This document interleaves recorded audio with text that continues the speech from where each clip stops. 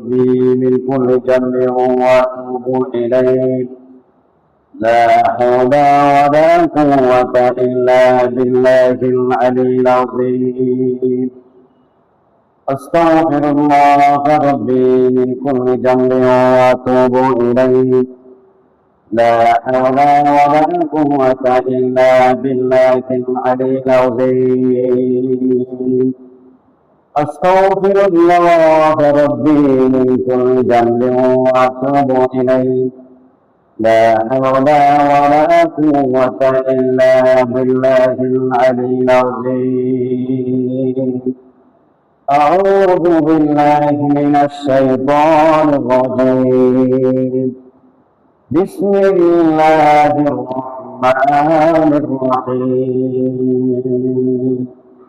إن الله وملائكته يصلون على النبي يا أيها الذين آمنوا صلوا عليه وسلموا تسليما صلى الله على سيدنا محمد وآله وأصحابه وبارك وسلم صلى الله وعلى سيدنا محمد وآله وأصحابه وبارك وسلم اللهم صل على سيدنا مولانا محمد وعلى آل سيدنا مولانا محمد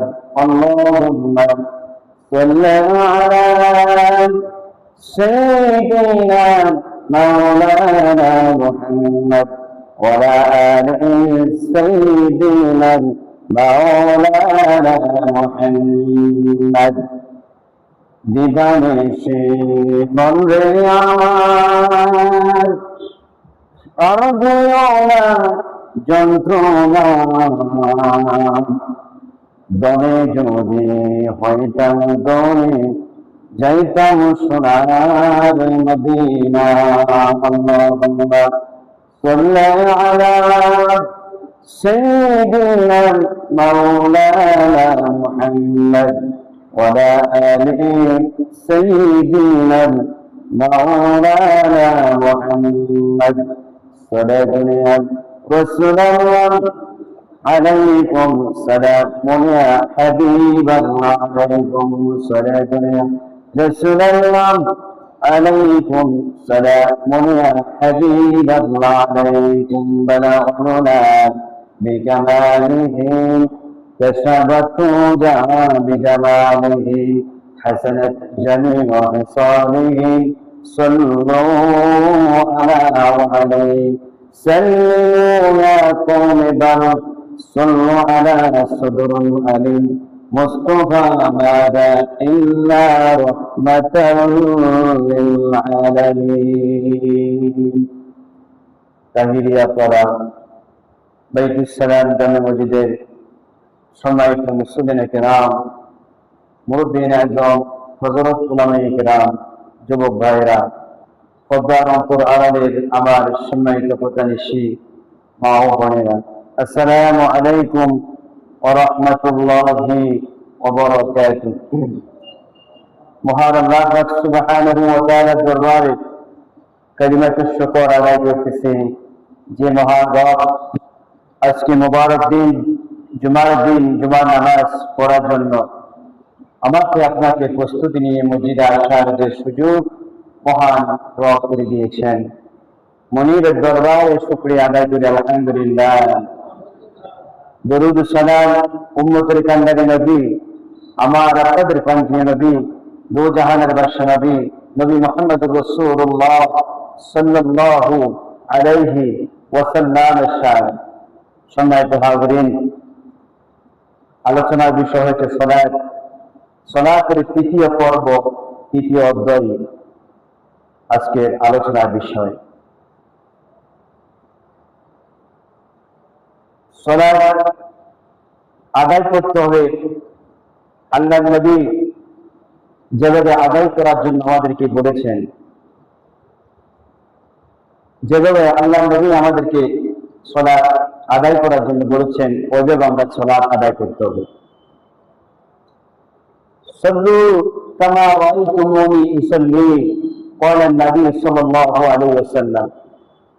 নবী বলেছেন, আমি যেভাবে সালাত আদায় করেছি তোমরা সেভাবে সালাত আদায় করো। নবীর যে পদ্ধতিতে, যে নিয়মে সালাত আদায় করেছেন, আমরা যদি সেই পদ্ধতিতে সালাত আদায় না করি, তাহলে কি আমাদের সালাত, আমাদের নামাজ আল্লাহ কবুল করবে? কখনো না। আমরা নবীর তরিকা, নবীদের সুন্নাহ পদ্ধতিতে আমরা নামাজ পড়তে হবে, তাহলে ওই নামাজ আল্লাহ পাক কবুল করবে। ওই নামাজ আমার আপনার জন্য জান্নাত হবে। ওই নামাজ আমার আপনার জাহান্নাম থেকে বাঁচার কারণ হয়ে যাবে, ঠিক কিনা বলেন? রাসূলুল্লাহ সাল্লাল্লাহু আলাইহি ওয়াসাল্লাম পদ্ধতি সুন্দর করে ওযু করতে হবে আমাদেরকে। গত জুমায় বলছিলাম ওযু সম্পর্কে। সুন্দর করে ওযু বানায়া আমরা নামাজের জন্য দাঁড়াইতে হবে। নামাজের মন যখন দাঁড়াবেন, তখন এক দেন, এক মন, এক খেয়াল নিয়ে আমরা নামাজে দাঁড়াইতে হবে। আমাদের মন কয়টা হবে? এক মন। দেন একটা, যে আমি এখন নামাজে দাঁড়াচ্ছি। আমি আলাইসাল্লাহু বিআহকামিল হাকিমিন, যিনি হাকিমের চাইতে বড় হাকিম, এই বিশাল জগতের মালিক, মহান রব, আমার মালিকের সামনে আমি দাঁড়াচ্ছি, এই ভয় আপনার মধ্যে থাকতে হবে। নামাজ পড়া মানে আল্লাহর সামনে দাঁড়ানো। তার সামনে? আল্লাহর সামনে। এই ভয় নিয়ে আপনি নামাজে দাঁড়াবেন। আল্লাহ রাসূল বলছেন, দাঁড়ায় যে উক্ত নামাজ পড়বেন, ওই উক্ত নিয়ত মনে মনে আলাদা করলেই হয়ে যাবে। নিয়ত করে তাকবীর বাদে দোয়া মাসনুন সানা করে, প্রথম রাকাতে আউযু বিল্লাহ বিসমিল্লাহ পড়ে, সাধ্যমতো সূরা ফাতিহা পড়ে, তারপরে আবার বিসমিল্লাহ পড়ে, সাধ্যমতো কোরআন থেকে তেলাওয়াত করে আপনি এভাবে নামাজ পড়তে হবে। কোরআন তেলাওয়াত করে রুকু যাবেন, রুকুতে সময় দিতে হবে আমাকে। রুকু থেকে উঠিবার সময় আমাদেরকে দোয়া মাসনুন করতে হবে। তারপরে রুকু থেকে উঠিয়া দাঁড়ায় দোয়া মাসনুন করে সিজদায় যাই আমরা আবার দোয়া মাসনুন করতে হবে। সেখানে দোয়া আছে কিনা? এভাবে আমাকে আপনাকে ধারাবাহিকভাবে নামাজ পড়তে হবে। নামাজ খুশুর সহিত নামাজ আদায় করতে হবে। খুশু সহিত কি? খুশু হচ্ছে একাগ্রত মনে, এক মন এক জ্ঞান বান্দা নামাজ পড়তে হবে। এই মন মানসিকতা নিয়ে যে আল্লাহ আমার সামনে আসছে, ডানে আমার জান্নাত, বামে আমার গজব, পিছনে মালাকুল মউত অপেক্ষা করতেছে আমার জান কবজ করার জন্য, ঠিক না? আর নামাজটা এমন ভাবে নামাজ করতে হবে, মনে করতে হবে আমার জীবনের এই উপরে নামাজ জীবনের শেষ নামাজ হতে পারে। জোহর নামাজ, আজকে জুমার নামাজ হয়তো কারোর জন্য জীবনের শেষ জুমা হইতে পারে, ঠিক কিনা বলেন? আগামী জুমা হয়তো আমরা অনেকের পেতেও না পারি। দিন থাকবে, রাত থাকবে, মাস থাকবে, শুক্রবার আসবে আর যাবে, কিন্তু আমি থাকবো এই গ্যারান্টি আছে? কিয়ামত পর্যন্ত এই দুনিয়ায় থাকবে, পৃথিবীর এভাবে চলতে থাকবে। সূর্য উদয় হবে, সূর্য অস্ত যাবে, কিন্তু আমি থাকবো কিনা এর গ্যারান্টি আমার জানা নাই, ঠিক কিনা? এই জন্য বলেন قال النبي صلى الله عليه وسلم أنت أحب الله كأنك تراه فإن لم تكن تراه فإنه يراك। নবী বলেন, এমন ভাবে তোমরা নামাজ পড়ো, এমন ভাবে তোমরা আল্লাহর ইবাদত করো, তোমরা মনে মনে ধারণ করবা আমি আল্লাহকে দেখতেছি, মনে মনে ধারণ করবা আল্লাহকে দেখতেছি। যদি আল্লাহকে দেখতে না পাও, তাহলে মনে করবা আল্লাহ আমাকে দেখতেছে। এমন ভাবে তোমরা ইবাদত করো মনে করবে তোমরা আল্লাহকে দেখতেছো। কাকে দেখতেছো? আল্লাহকে দেখতেছো। আর যদি আল্লাহকে দেখতে না পাও তাহলে মনে করতে হবে অবশ্যই আল্লাহ আমাকে দেখতেছে। এভাবে যদি বান্দা নামাজ পড়ে তাহলে সে নামাজ তো নামাজের মতন হবে, ঠিক কিনা বলেন? সে নামাজ মেরাজ হবে। আমাকে আল্লাহ দেখতেছে বা আমি আল্লাহকে দেখতেছি। আমি আল্লাহকে দেখতে না পাই যে আল্লাহ আমাকে দেখে, এই এরাদা, এই বিশ্বাস নিয়ে যদি নামাজ পড়ে তোমরা, ওই নামাজ অবশ্যই মুমিনের জন্য মেরাজ হয়ে যাবে। ওই নামাজ ঈমানদারের জন্য জান্নাত হয়ে যাবে। সুবহানাল্লাহ। এজন্য আল্লাহ পাক কোরআন শরীফে ওয়াজ করেন, قد أفلح المؤمنون الذين هم في صلاتهم خاشعون। মুমিনরা সকল, যারা ঈমানদার, যারা মুমিন তারা সকল, দুনিয়াতে সকল, আখিরাতে সবল। আল্লাযীনা হুম ফি সালাতিহিম খাশিউন, কারণ তারা খুশুর সহিত সালাত আদায় করে। তারা এক মনে এক জানে আল্লাহকে সন্তুষ্ট করার জন্য নামাজ পড়ে। নামাজকে যখন দাঁড়ায় তখন দুনিয়ার কোন চিন্তা দ্বারা তাদের মাথায় আসে না। তাদের খেয়াল, তাদের একটা মন, একটা ধ্যান থাকে। সেই ধ্যান হচ্ছে, সে মন হচ্ছে আল্লাহর দিকে। সুবহানাল্লাহ। খুশু সেই নামাজ পড়তে হবে। নামাজ পড়তে দাঁড়াচ্ছেন, আপনি একেবারে সোজা হয়ে দাঁড়াইতে হবে। দাঁড়িয়ে তাকানো যাবে না, বামে তাকানো যাবে না, উপরের দিকে তাকানো যাবে না, নিচের দিকে এক মনে তাকাই থাকতে হবে, পিছনের দিকে তাকানো যাবে না, ঠিক কিনা? নামাজে যখন বন্ধা দাঁড়াবে দুনিয়ার কোন চিন্তা দ্বারা তার মাথায় আসতে পারে না। নামাজের মধ্যে যদি নামাজ দাঁড়াচ্ছেন, দুনিয়ার চিন্তা দ্বারা যদি আপনার মাথার মধ্যে আসে তাহলে নামাজের মধ্যে দুর্ঘটনা ঘটবে কিনা, নামাজের মধ্যে অ্যাক্সিডেন্ট হবে কিনা, নামাজ তারাবাইয়ের যে দোয়া, নামাজের মধ্যে যে কেরাত, যেভাবে রুকু সেজদা করা দরকার সেভাবে নামাজ হবে না। আমরা অনেকে দেখছি, আমি নামাজ পড়ে কিন্তু নিয়ত ভাবে ডাইনে তাকায়, বামে তাকায়, উপরের দিকে তাকায়, পিছনের দিকে তাকায়। আর অনেক সময় নামাজের মধ্যে অনেক রকমের চিন্তাধারা সব মাথার মধ্যে আসবে। এই বেগম সারা জীবন যদি নামাজ পড়েন, এই নামাজের কোনো প্রতিফলন হবে না। এই নামাজ পড়ে কোনো শান্তি পাওয়া যাবে না। নাকি দুনিয়ার শান্তি না আখিরাতের শান্তি, কোনো জাহানের শান্তি পাওয়া যাবে না, ঠিক কিনা? সাহাবায়ে কেরাম রাদিয়াল্লাহু তাআলা আজমাইন মরুভূমির মধ্যে নামাজে দাঁড়াইছেন। পাখি গাছ মনে করে আসে, তাদের কাদের মধ্যে বসত। কি মনে করে? গাছ মনে করত। মরুভূমির মধ্যে যখন নামাজে দাঁড়াইছেন খোলা ময়দানে, পাখি গাছ মনে করে সাহাবায়ে কেরামদের কাদের মধ্যে বসত। তার মানে কি? কোন লড়াচড়া নাই। আল্লাহু আকবার। নবীজি দুইজন সাহাবীকে যুদ্ধের ময়দানে তাবু পাহারাদার দায়িত্ব দিয়েছেন। নবীজি বললেন, যুদ্ধের ময়দানে তোমরা দুইজন সাহাবী, আনসার এবং মুহাজির দুইজন সাহাবীকে তাবু পাহারা দেওয়ার জন্য দায়িত্ব দিলেন। তারা তাবু পাহারা দিচ্ছে। দুইজন একজনকে একজন বলতে লাগলো, দুইজন রাত্রি দ্বারা জাগৃত থাকে, রাত্রি একজন ঘুমাবো আর একজন তাবু পাহারা দিব। অর্ধেক রাত্রি তুমি জাগৃত থাকবা, আমি ঘুমাবো, আর রাত্রের বাকি অর্ধেকটা আমি ঘুমাবো, তুমি পাহারা দিবে। দুইজন একজনকে একজন শেয়ার করলেন। দুইজনের সমানে জাগৃত থাকে, তাবু পাহারা দিয়ে রাত্রি একজন ঘুমাইবে আর একজন পাহারা দিব। রাতের অর্ধেক আমি পাহারা দিব আর রাতের বাকি অর্ধেককে তুমি পাহারা দিবা। আনসার এবং মুহাজির দুইজন সাহাবীকে নবীজি জিহাদের ময়দানে তাবু পাহারা দেওয়ার দায়িত্ব দিয়েছেন।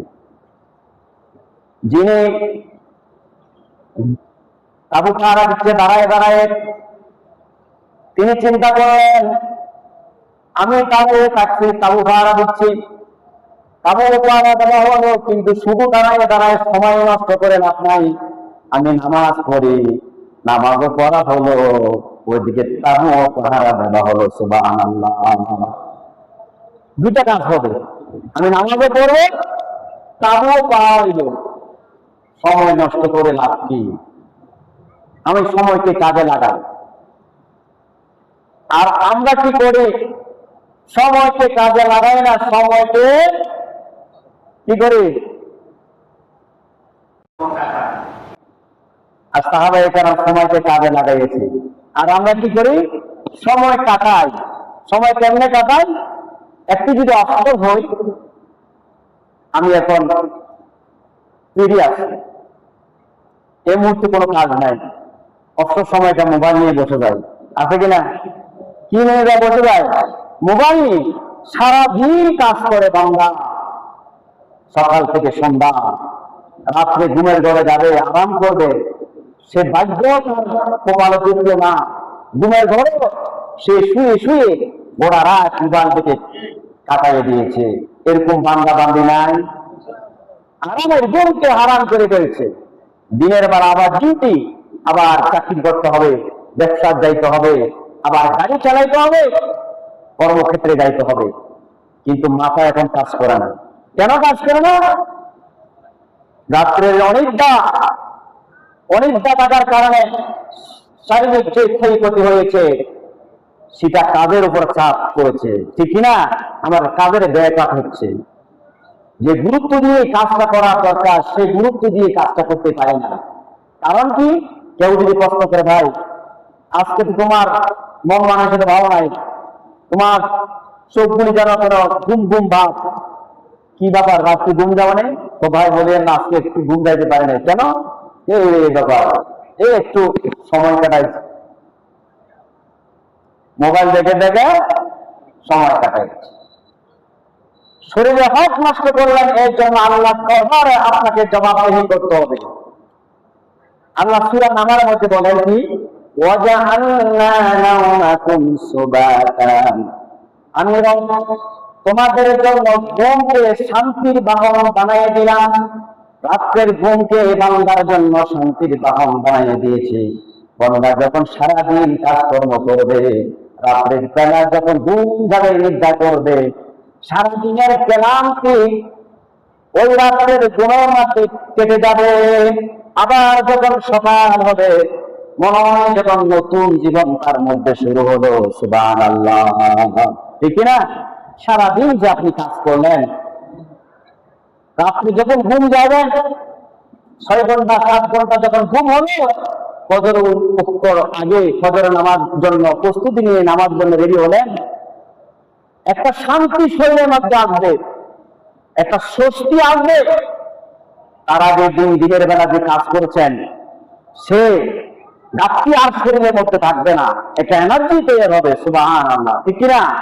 আর যদি দিনের বেলা কাজ করলেন, রাত্রে জাগন থাকলেন, রাত্রে মোবাইল দিয়ে সময় কাটাইলেন, তাহলে শরীরের মধ্যে অস্থিরতা আসবে কিনা? অশান্তি আসবে কিনা? কাজ কম করা যাবে না, মন মানসিকতা ঠিক থাকবে না, শরীর ভেঙে পড়বে, দুর্বল হয়ে যাবে, কাজ করা যাবে।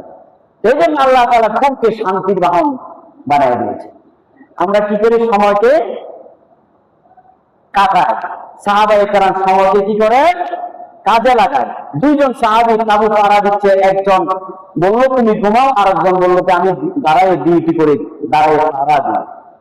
যিনি দাঁড়ায় পাহারা দিচ্ছে তিনি বলল, আবার নিজেকে নিজে বলতেছে, শুধু তাবু পাহারা দিয়ে দাঁড়ায় লাভ কি? সময়টা একদম পেয়েছি, আমি তাহাজ্জুদ নামাজে রাত্রে সময়টা কাটাই দিই। তাহলে তাবু পড়া দেওয়া হবে, ওদিকে নামাজটাও পড়া হলো।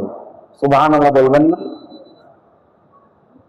তখন তিনি তাবু পাহারা দিতে দেয়, যিনি দাঁড়ায় তাবু পাহারা দিচ্ছেন, তিনি নামাজ পড়া শুরু করলেন। নামাজের মধ্যে এমন এক আন্তরিকতা, মহব্বত, ভালোবাসা সৃষ্টি হলো, এমন এক ধ্যানে পড়ে গেলেন, আল্লাহ ধ্যানের মধ্যে তিনি ঢুকে গেলেন। দুনিয়ার কোনো খবর তার মধ্যে নাই। তিনি কোরআন তেলাওয়াত করতেছেন, দুনিয়ায় কি হয় তার কোনো খবর নাই। এদিকে শত্রু বাহিনী, ইসলামের দুশমন কাফের বেঈমানেরা লক্ষ্য করলো গভীর রাত্রে অন্ধকারের মধ্যে কার কোরআনের আওয়াজ শোনা যাচ্ছে, কোরআন তেলাওয়াতের আওয়াজ শোনা যাচ্ছে। কাফের এক বেঈমান কাফের তিনি লক্ষ্য করলেন, কিরে বাবা, এই গভীর রাত্রে অন্ধকারের এই জায়গা থেকে কোরআনের আওয়াজ দেশে আসছে, কারণ কি? তিনি তীর নিক্ষেপ করলেন। দেখি মানুষ হলো তো চিৎকার দিবে, তীর যদি গায়ে আঘাত লাগে, তীরের আঘাত যদি গায়ে লাগে, তীর যদি বিদ্ধ হয়, যদি মানুষ হয়ে থাকে চিৎকার করবে, কান্নাকাটি করবে। যদি কোনো মুসলিম হয় আমি তাকে মেরে ফেলবো। সন্দেহজনক তিনি তীর নিক্ষেপ করলেন। কাফের নিক্ষেপ করার সাথে সাথে ওই কাফের ওই সাহাবী যিনি নামাজ দাঁড়ায় দাঁড়িয়ে কোরআন তেলাওয়াত করতেছেন, তার গলার একদিকে ঢুকে আরেক দিকে বাইর হয়ে গেল, গরদানের একদিকে ঢুকে আরেক দিকে বাইর হয়ে গেল। তিনি বিন্দু মাত্র টের পাননি। কোন মালুম হল, কোন লড়াচড়া নাই, কোরআন তেলাওয়াত বন্ধ হয় নাই। তার মানে কি? এত জখম হওয়ার পর শরীরের একদিকে তীর ঢুকে অন্যদিকে যদি তীরটা বাইর হয়, কতটুকু জখম হয়েছে। কিন্তু ওই সাহাবী, তার কোনো খবর হয়নি, তিনি বুঝতে পারলেন না।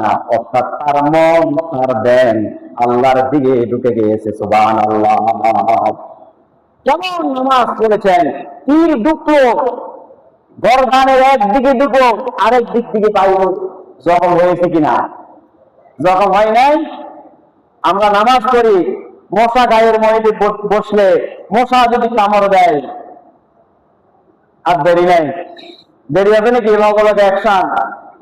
নামাজ থাক বা যাক, লগে অ্যাকশন, ঠিক কিনা? ডাইন হাতে মারি, বাম হাতে মারি, মশাকে মারি।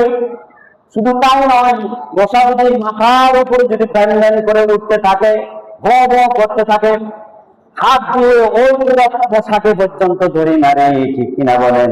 এটার নাম নামাজ। এই জন্য নামাজ পড়ি, আমাদের তাকবীরের পরিবর্তন হয় না।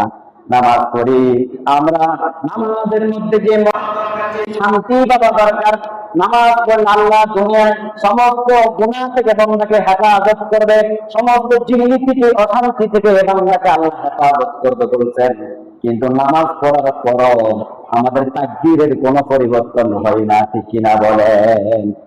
আমাদের নামাজ তো মশা মারেন না নামাজ, ঠিক কিনা? আমাদের নামাজ তো মাসি মারেন না নামাজ। আসেনি? মশা একটা গায়ের মধ্যে বসলে হাত দিয়ে মারে, বাম হাত দিয়ে মারে, ডান হাত দিয়ে মারে, দুটো হাত তুলে মারে। শুধু তাই নয়, মশা উপরে উঠলো মাথার অব্দি, ওগুলোও ধরে মারে।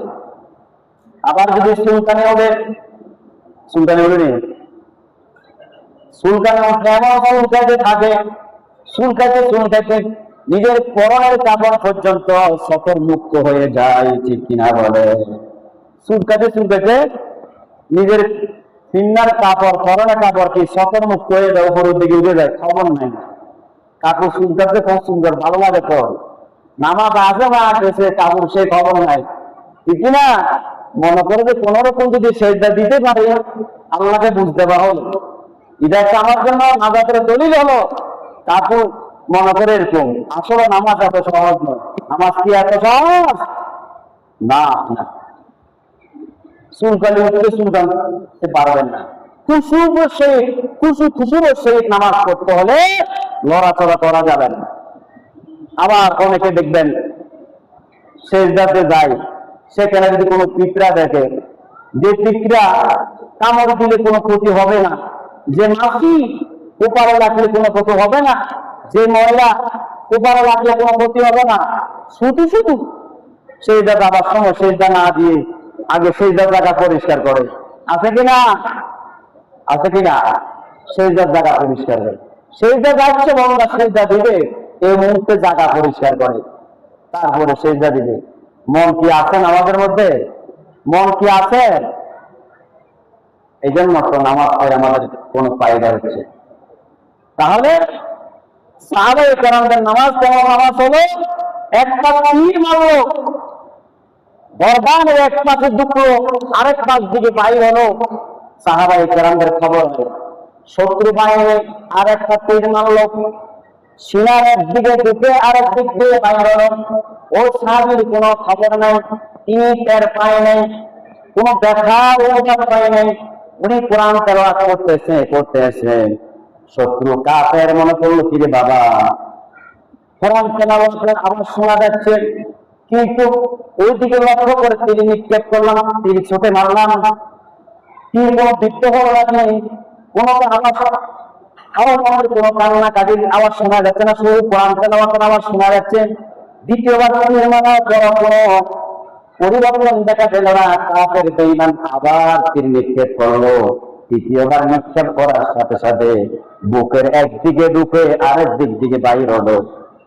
সাহাবায়ে কেরাম তার শরীরের রক্ত এত বেশি ব্লাডিং হয়েছিল, রক্ত রঞ্জিত হয়ে গেল, তারপরও নামাজ ছাড়েন নাই, কোরআন তেলাওয়াত বন্ধ করেন নাই। রক্ত যাইতে যাইতে যাইতে যাইতে ঝরতে ঝরতে এমন এক সময় হলো তিনি দুর্বল হয়ে পড়ে যাবেন। তিনি নামাজ কমপ্লিট করে সালাম ফিরাইয়ে ওই যে সাহাবী গুমা আছে তাকে ডাক দিল, ও আল্লাহর নবীর সাহাবী, উঠো উঠো, আমি তো মনে হয় এখন শহীদ হয়ে আল্লাহ জান্নাতে চলে যাচ্ছি। ও রাসূলুল্লাহ সাহাবী, উঠো, আমি বর্তমানে এই মুহূর্তে শহীদ হয়ে আল্লাহর জান্নাতে চলে যাব। ঘুমান্ত সাহাবীকে জাগৃত করলো। ঘুমান্ত সাহাবী জাগৃত হয়ে তাকে করুণ অবস্থা, সমস্ত শরীর লাল হয়ে গেছে, রক্ত রঞ্জিত হয়ে গেল। সাহাবীকে জিজ্ঞাসা করলো, কি রে ভাই, কি কারণ? আমি যখন নামাজে দাঁড়াইলাম, কাফের বেঈমান আমাকে লক্ষ্য করে তীর মারলো, একটা নয়, দুইটা নয়, তিনটা তীর নিক্ষেপ করলো। তখন ঘুমান্ত যে সাহাবী ছিলেন তিনি তাকে প্রশ্ন করলো, কি ব্যাপার, তুমি একটা যখন মারলো, তুমি নামাজ সংক্ষিপ্ত করে নামাজ ছেড়ে দিয়ে তুমি সেই জায়গা থেকে চলে আসতে আমাকে জাগৃত করলা, তুমি জাগৃত করতা, তুমি কেন তারপরে ধারায় ধারে নামাজ পড়ছো? তখন ওই সাহাবী বলল, তিনি বৃদ্ধ সাহাবী বলল, ও আল্লাহর নবীর সাহাবী, আমি নামাজ যখন করেছিলাম, নামাজের মধ্যে এত বেশি তৃপ্তি লাভ করলাম, তৃপ্তি পাইলাম, এত বেশি মজা পাইলাম, আমি নামাজ ছেড়ে দিতে আমার ইচ্ছা করে না। এক এক করে তিনটা তীর মারলো, কিন্তু আমি অনুভব করতে পারি নাই। আমার নামাজ যখন শেষ হয়ে গেল, যখন বন্যা বয়ে গেল, শরীরটা যখন নিথর হয়ে গেল, তখন অনুভব হয়ে গেল, অনুভব করতে পারলাম নামাজরত অবস্থায় আমি সাহাবী, আমি কোনো টের পাই নাই, আমি জানতেও পারি না আমার শরীরের মধ্যে এক একটা করে তিনটা তীর নিক্ষেপ করেছে, আমি জানি না। কিন্তু শরীরটা যখন দুর্বল হয়ে গেল, নামাজটা শেষ হয়ে যাওয়ার সাথে সাথে আমার মধ্যে সে অনুভব শুরু হয়ে গেল। সুবহানাল্লাহ। যতক্ষণ নামাজে ছিল ততক্ষণ পর্যন্ত কি কি কোন খবর ছিল না আমার। এই হলো সাহাবীদের নামাজ। কার নামাজ? আল্লাহর এক ওলি নামাজের আগে, উক্ত হবার আগে, আযানের আগে 40 বছর আযানের আগে মসজিদে আসতেন। কিতাবের মধ্যে আছে এক ওলি ক বছর? 40 বছর আযানের আগে মসজিদে আসতেন। তাকে এক মুসল্লি জিজ্ঞাসা করলো, আল্লাহর ওলি, ওয়াক্ত হবার আগে তুমি মসজিদে হাজির, মানুষ তো আযান দেওয়ার পর, আযান শোনার পর অনেক মুসল্লি আছে মসজিদে আসে না, তুমি তো আযানের আগে কেন হাজির হয়েছ? ওই আল্লাহর ওলি বলল, ও ভাই শোনো, কিয়ামতের ময়দান যখন কায়েম হয়ে যাবে, আল্লাহ যখন নামাজের হিসাব নেবে, পাই পাই করে বাংলার থেকে যখন নামাজের হিসাব নেবে, আমাকে ছুটি করে, এই আল্লাহর ওলি, তুই তো ওলি ছিলি, তোরা কেন নামাজ পড়ার জন্য তাকিয়ে আনা লাগতো, তোরা কেন নামাজ পড়ার জন্য মসজিদে তাকিয়ে আনা লাগতো, মসজিদের সাথ ডাক দিলে মসজিদে আসস, মসজিদের সাথ না ডাক দিলে তুই মসজিদে আসস না, তুই কিসের ওলি হলি? এই বয়ে আমি আল্লাহ যে প্রশ্ন করবে, সেই জন্য আমি আযানের আগে মসজিদে হাজির। সুবহানাল্লাহ।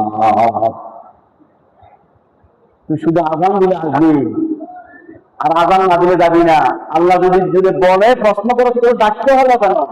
মুয়াজ্জিন সব ডাকে কিনা? কিসের জন্য ডাকে? কথা বোঝেন? মুয়াজ্জিন সাহেব কিসের জন্য ডাকে? নামাজের জন্য। তা আল্লাহর ওলি বলে, আমাকে মুয়াজ্জিনে ডাকলে মসজিদে যাবো, মসজিদে না ডাকলে যাবো না। না আমি অত্যন্ত আগে যাবো, আল্লাহ দরবারে হাজিরা দিব। সুবহানাল্লাহ।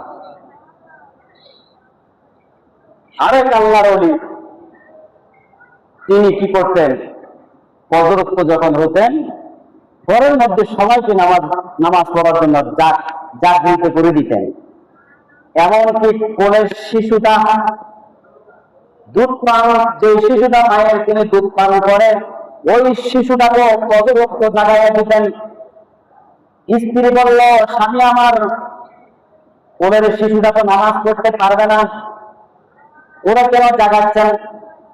ও আল্লাহ ফজর দ্বারা ফজরত্ব অগণিত অসংখ্য ফিরিস্তা ফজরত্ব থাকবে জমিনে, আনাগোনা ফিরিস্তারা সবাই থাকবে।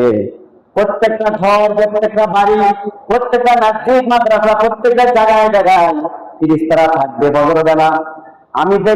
আমাকে এভাবে দেখো যে ফজর বেলা আমরা তো ঘরের মধ্যে, আমাদের ঘরের মধ্যে কেউ ঘুমানো নাই, ঘুমান্ত অবস্থা নাই। আমি ফিরিস্তাদেরকে দেখাতে চাই আমরা ফজর বেলা কেউ ঘুম দেয় না, এমনকি মাসুম বাচ্চাদের বাচ্চাটা পর্যন্ত জাগৃত করেন, জাগৃত করিয়া দুধ খাওয়াই। আর ফিরিস্তারা দেখুন, এটা কিয়ামতের ময়দানে আমাদের জন্য একটা সাক্ষ্য হিসাবে দাঁড়াইয়া যাবে। সুবহানাল্লাহ। আল্লাহর ওলি বলল, আমাদের ঘরে কেউ ঘুমানো নাই, নামাজ যার উপর ফরজ হয়েছে তেও পড়ে, যার উপর ফরজ হয় নাই তেও পড়ে, এবং কোলের শিশুটা পর্যন্ত, তারে পর্যন্ত আমরা জাগাই। কি জন্য জাগাই? ফিরিস্তারা দেখুক, আল্লাহকে বলবে, আল্লাহ জমিনের মধ্যে এমন একটা ঘর পেয়েছি। কি পেয়েছি? ঘর পেয়েছি যে ঘরের মধ্যে মায়ের কোলের শিশুটা পর্যন্ত ফজর বেলা তাকায়। সুবহানাল্লাহ। আর তোমার আমার আদরের সন্তান 17 বছর 25 বছর বয়স হয়ে গেল, তুমি কাকে নামাজের জন্য ডাকাও না? স্ত্রী ঘুমাচ্ছে, পুত্রবধূ ঘুমাচ্ছে, ছেলে ঘুমাচ্ছে, তোমার মধ্যে কোনো সচেতনতা নাই, আল্লাহর ভয় নাই। তুমি যদি নামাজ যাও, চুপু চুপু নামাজ পড়ে আসো, আর সবাই ঘুমেন, এরকম পরিবার আছে কিনা? নিজে নামাজি কিন্তু স্ত্রী নামাজ পড়ে না, নিজে নামাজি ছেলে সন্তান নামাজ পড়ে না, নিজে নামাজি পুত্রবধূ নামাজ পড়ে না, নিজে নামাজি নাতি নাতনি নামাজ পড়ে না। তুমি নামাজ পড়লা, এই নামাজের কোনো মূল্য আল্লাহর কাছে পাবো না। তোমার দায়িত্ব হচ্ছে সবাইকে জাগৃত করে দেওয়া। মুখ দিয়ে ডাকি জাগাইবা না টেন দাঁড়িয়ে জাগাইবে? জাগাইতেও হবে, ঠিক কিনা বলে? পানি মারে দাও চোখের মধ্যে, মরিচ লাগাইয়া দাও চোখের মধ্যে, আর ঘুমানো টাইম নাই। মোমেন ফজর বেলা ঘুমায় না, কাফের ঘুমায়। কে ঘুমায়? কে ঘুমায়? জোরে কথা বলেন, কে ঘুমায়? ফজর বেলা কে ঘুমায়? কাফের। মোমেন ফজর বেলা ঘুমায় না। মোমের ফজর বেলা হচ্ছে শান্তির বেলা। যে মোমেন ফজর বেলা ফজর নামাজ পড়ে, কোরআন তেলাওয়াত করে, তারপরে কাজে কর্মে যাবে, ওই মোমের মধ্যে শান্তি স্বস্তি আসবে, আল্লাহ রহমত আসবে। ঠিক কিনা বলেন? আমাদের রহমত বরকত কোথায় থেকে আসবে? আমাদের তো ফজর হয় দিনের 9টা, মসজিদ সাহেব আবার 9টা বাজে আযান দেওয়া থাকবে। এরকম মুসলমানের ঘর আছে কিনা? ফজর কয়টা হয়? আমার কথা বুঝলেন? ফজর কয়টা হয়? আমাদের ফজর 4টা নয়, আমাদের ফজর 5টা নয়, আমাদের এমন এমন মুসলমানের ঘর আছে আমাদের ফজর হয় 9টা, দিনের 9টা। তখন উঠে বাইন মাসের মতো লড়াচড়া করে উঠে, উঠিয়াও বলে এই রুটি নিয়ে আসো দোকান থেকে, এই রুটি পরোটা নিয়ে আসো। আসেনি? আমাদের আগের কালের মা বাবারা, আমাদের পূর্বপুরুষরা কিভাবে সংসার করেছে, কিভাবে দুনিয়ায় করেছে, আর আমরা কিভাবে করি? তারা 7টা 5টা 10টা 15টা ছেলে সন্তান জন্ম দিয়েছে।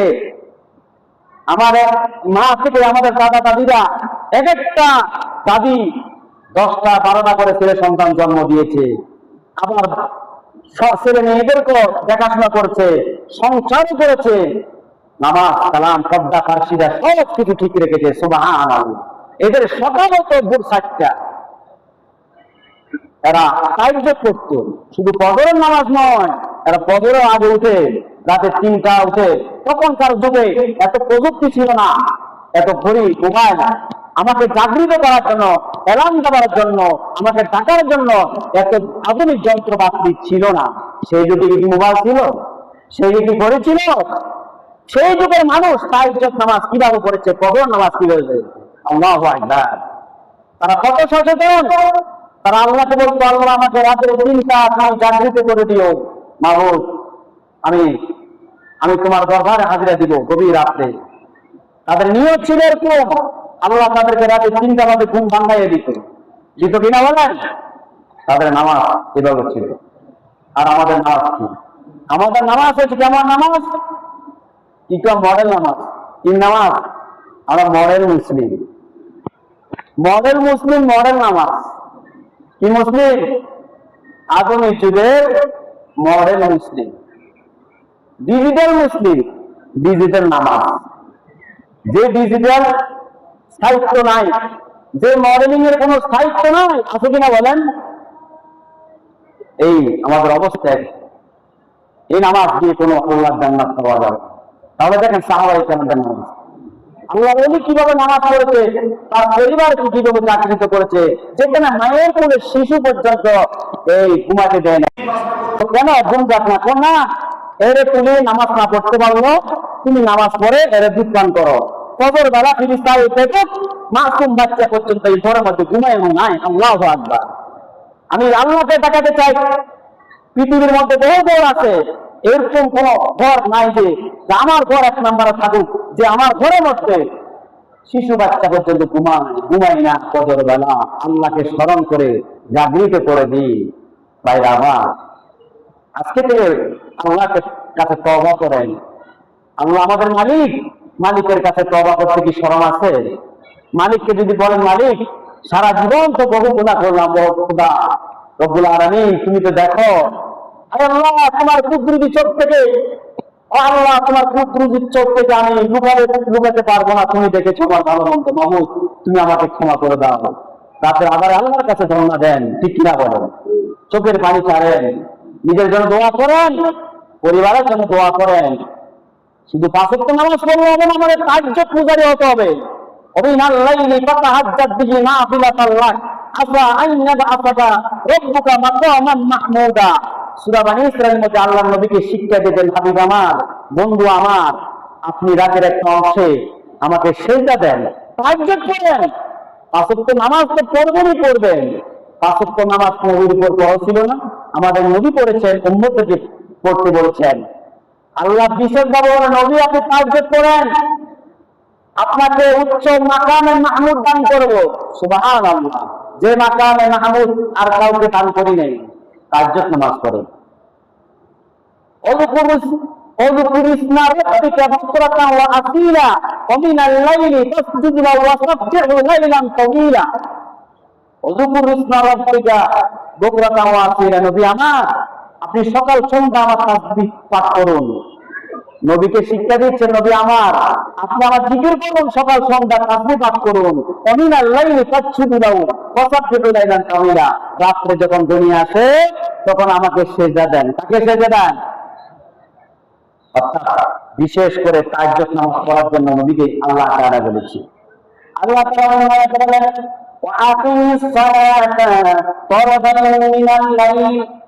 আল্লাহ তাআলা বলেন, আমি আপনার জন্য নামাজ ফরজ করেছি দিনের 2 প্রান্তে, রাতের বেলা, অর্থাৎ 5 ওয়াক্ত নামাজ আপনার উপর ফরজ করেছি।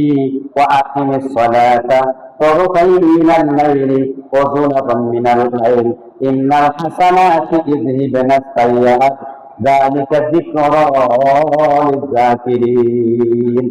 দিনের 2 প্রান্তে, ফজর থেকে শুরু করে সন্ধ্যা পর্যন্ত দিনের বেলা কত নামাজ আছে? ফজর, যোহর, আসর, মাগরিব, কত নামাজ হলো?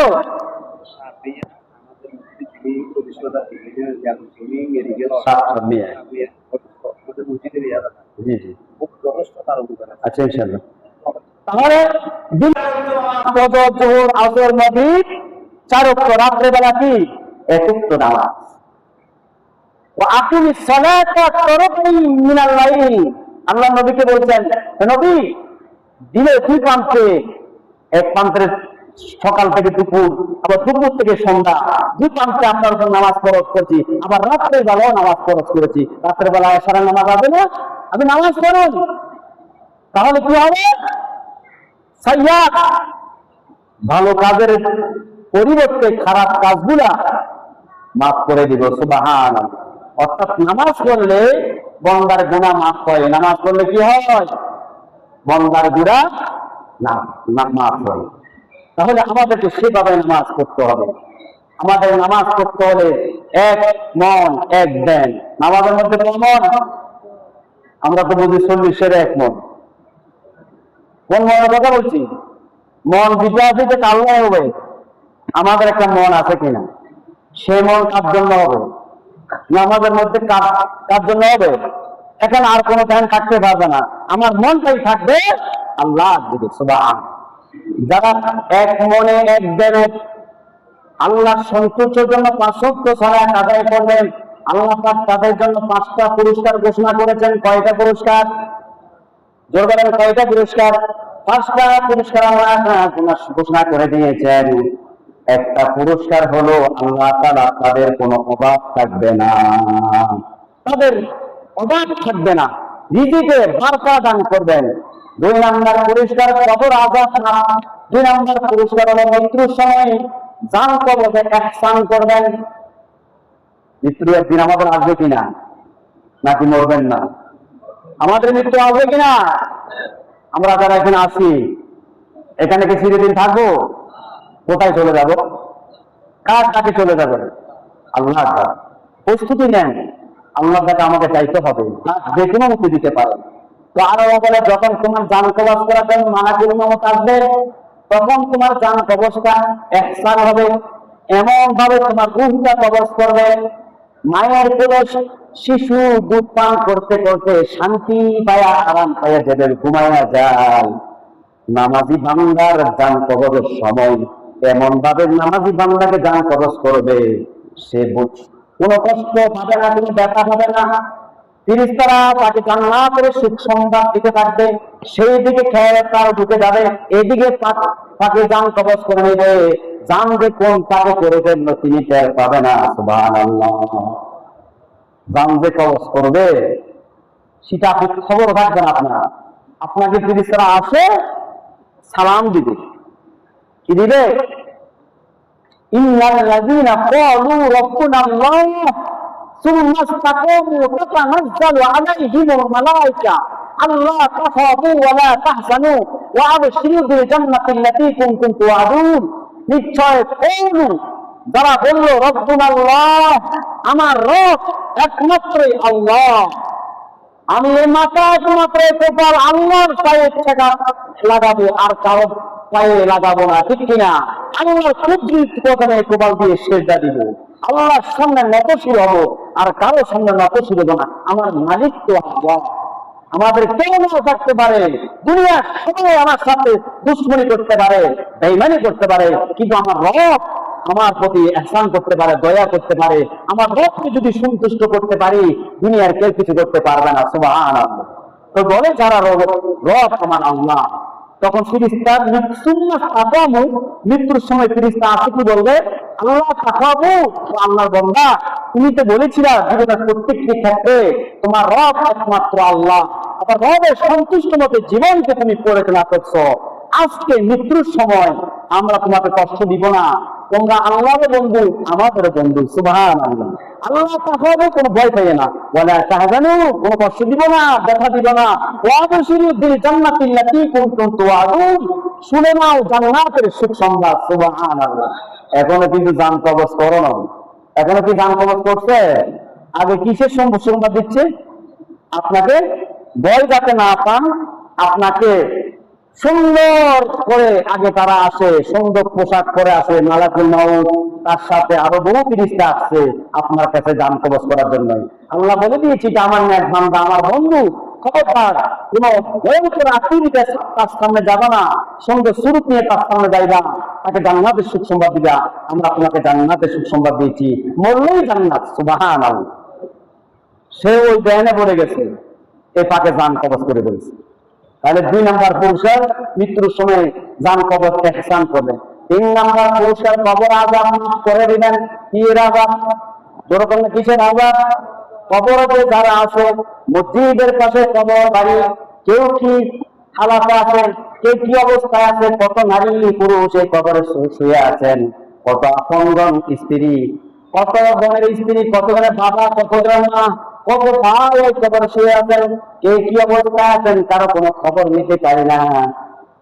কারো কবর অবস্থা ভালো, কারো কবর অবস্থা খারাপ, ঠিক কিনা বলেন? যে আল্লাহ সন্তুষ্ট হয়ে, আল্লাহকে সন্তুষ্ট করে প্রিয় বান্দা হয়ে কবরে যাইতে পারলো, তার অবস্থা আল্লাহ জান্নাত বানিয়ে দিয়েছে, সে ভালো অবস্থায় আছে। আর যে বেইমানে মৃত্যুবরণ করলো, তার কবরটা জান্নাত জাহান্নামের গর্ত হয়ে গেল, তার কবরে আগুনের বিছানা বিছাইয়া দিবেন। কিসের বিছানা? আগুনের বিছানা। তাকে শাস্তি দিবেন কবর মধ্যে, সাপ বিচ্ছু তাকে দংশন করবেন। তাহলে ইমানদারের জন্য কবর জগতে কোনো ভয় নাই। ইমানদার মৃত্যুর জন্য প্রস্তুত, ইমানদার মৃত্যুরূপে আলিঙ্গন করার জন্য সব সময় প্রস্তুত আছে। সুবহানাল্লাহ। বেঈমান মৃত্যুকে ভয় পায়, ইমানদার কোন মৃত্যুকে ভয় পায়? সে কথা আল্লাহ কোরআনে বলে, কুল ইন্নাল মাউতা আল্লাযী তাফিরুনা মিনহু ফাইন্নাহু মুলাকীকুম সুম্মা তুরদ্দুন। মোলাকাত করার জন্য ইমানদাররা বসে আছে মৃত্যুর সাথে, যদি মরলেই জান্নাত। সুবহানাল্লাহ। মৃত্যুকে ভয় পায় একমাত্র বেঈমান। কে? তাহলে 3 নম্বর পুরুষের কবর আযাব কি করবেন? মাফ করে দিবেন। 4 নম্বর পুরস্কার হাসর ময়দানে আমল নামা জান্নাতে ডান হাতে দিবেন, যে আমল নামার কথা গতদিনে বলছিলাম, ডান হাতে দিবেন। 5 নম্বর পুরস্কার বিনা হিসাবে জান্নাত দিয়ে দিবেন। সুবহানাল্লাহ। কয়টা পুরস্কার হলো? কয়টা পুরস্কার? নামাজের জন্য না বেনামাজের জন্য? জমিদারের জন্য না গরিবের জন্য?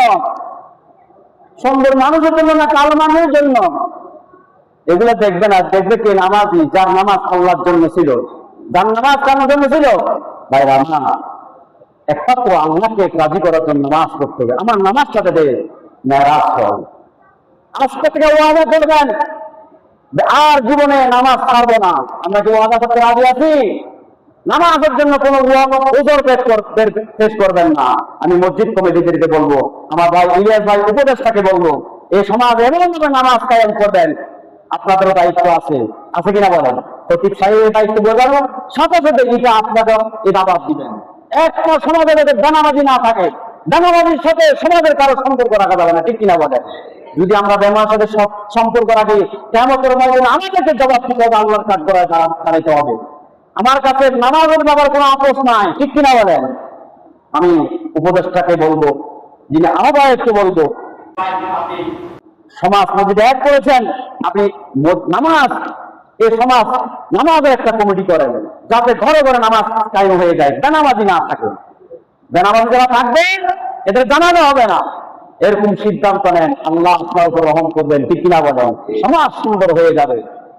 সমাজের ছেলেমেয়েরা যদি নামাজ পড়ে, নারীরা যদি নামাজ পড়ে, পর্যাপ্ত জাগে কোরআন তেলাওয়াত করে, সে সমাজের ছেলেরা কখনো গাঁজা খাইতে পারে না, ঠিক কিনা বলেন? কখনো জানা ব্যভিচারে লিপ্ত হতে পারে না, যেহেতু নামাজ সমস্ত অশ্লীল কাজ থেকে ফিরায় রাখে, ঠিক কিনা বলেন? আল্লাহ আমাদেরকে তৌফিক দান করেন, আমিন বলেন। আমি নামাজ সারা জীবন বেনামাজি, মৃত্যুর সময় আমরা আপনার জানাজা দিব, আবার বলবো লোকটা কেমন আসলো কেমন আসলো, আমি বললাম বেনামাজি আসলো, তো দিবেন না, কি বলবেন? আপনি আমাকে মারবেন?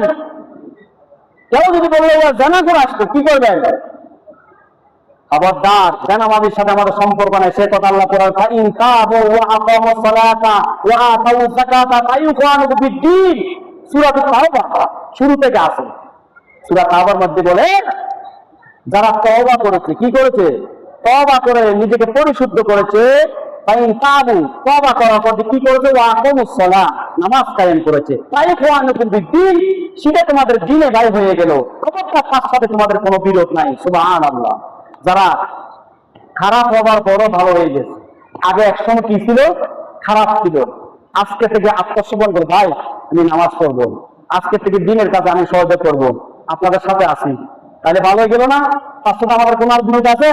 সে আমাদের ভাই, সেই মানুষের বন্ধু, সে নামাজের বন্ধু, ঠিক কিনা বলেন? আল্লাহ আমাদের সবাইকে নামাজ পড়েন, আমিন বলেন। যারা সুন্নাত করেন নাই, 4 রাকাত সুন্নাত করেন। আমার